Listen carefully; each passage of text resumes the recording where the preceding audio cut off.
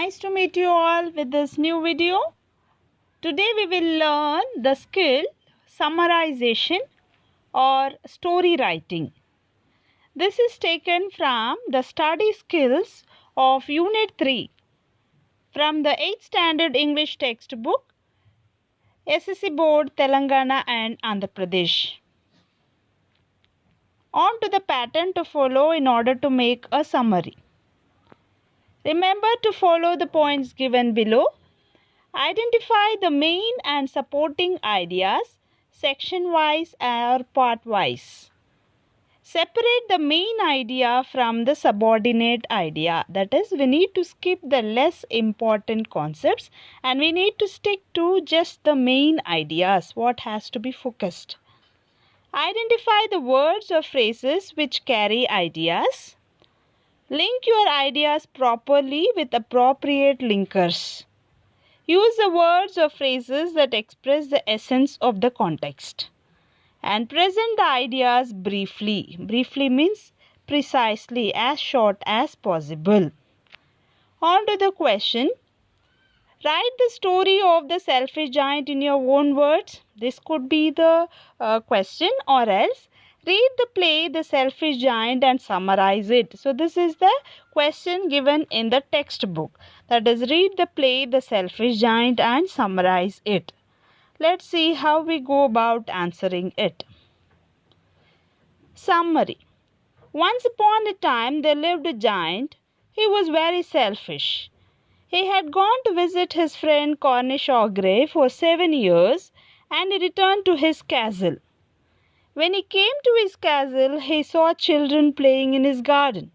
He was irritated to look at them playing and he chased them all away. He built a high wall around his garden and put up the notice board, "Trespassers will be prosecuted." The children could not enter the garden and they felt very sad for that. The children longed to play in the garden, but of no use. The springtime came all over the country and there were little blossoms and little birds all over the country except in the selfish giant's garden. It was still winter in the selfish giant's garden. The snow and the frost covered up the grass and the trees. The north wind blew wildly and the hail rattled the roof of the castle and broke most of the slates of the roof. The giant was eagerly waiting for the spring, but to his despair, the spring never came, nor did the summer, neither did the autumn. One morning, he heard a linnet bird sing and felt it so sweet that he observed that the hail had stopped, and so did the north wind. The delicious smell came from the window indicated that the spring had come to his garden finally.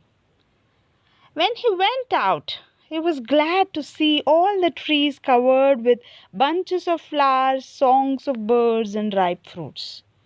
But in the farthest corner of the garden, he saw the winter still on a tree, and there was a boy standing beneath the tree.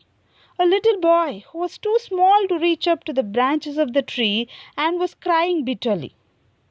Even the tree bent its branches to help the child climb up, but the child was too tiny to climb.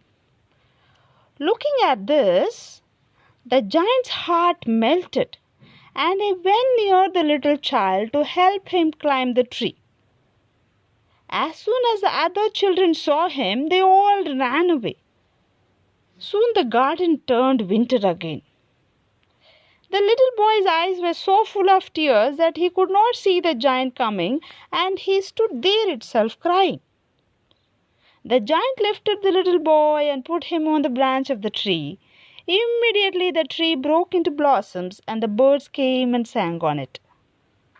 The giant realized how selfish he had been, and he knocked down the wall and allowed all the children to play in his garden. From then on, he eagerly waited for the little boy to come. One day, in the farthest corner of his garden, he saw a tree covered with lovely white blossoms, branches of gold, silver fruits hanging from them. He went near that to see if the little child had come back. To his astonishment, it was the same child. Overjoyed, he went near the child. He was shocked. He was shocked to see the child wounded in his hands and legs. He grew red in anger. He asked who had done that to him. The child said that those were the wounds of love and were necessary. On hearing this, the giant asked who he was. The child invited him to live with him in his garden, which is in paradise. So this is how we summarize the entire story, not leaving any important part. And here we have converted the conversation or the play or skit into a story wherein we do not miss any necessary details and we do not even include unnecessary details. So this is how we make a summary wherein we give all the necessary informations. We skip certain things which are not so much required. We try to filter what is very important, what is the main idea, only that we pick up and we form the story or we form the summary. Hope this session was useful to you all. Thank you for watching and have a good day ahead, and share with your friends. Thank you once again.